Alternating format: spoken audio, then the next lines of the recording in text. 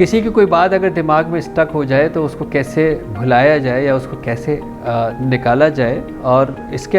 पीछे भी अगेन यही है कि ये कितनी इंटेंसिटी क्या थी, इसका ट्रॉमा क्या था, इसका रीज़न क्या था।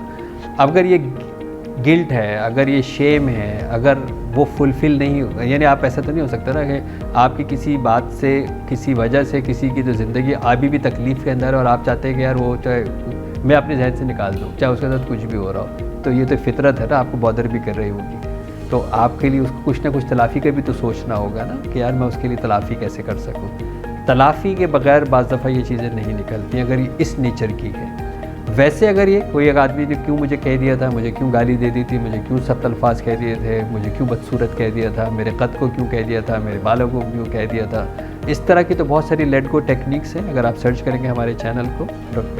है ट्रांसफॉर्मेशन वेलनेस क्लिनिक के डॉक्टर इमरान यूसुफ का, या फेसबुक के ऊपर भी डिजिटल मीडिया पे लेट गो की बहुत सारी टेक्निक जो है वो बताई गई हैं कि इस ख्यालात को कैसे जो है वो झटक सकते हैं।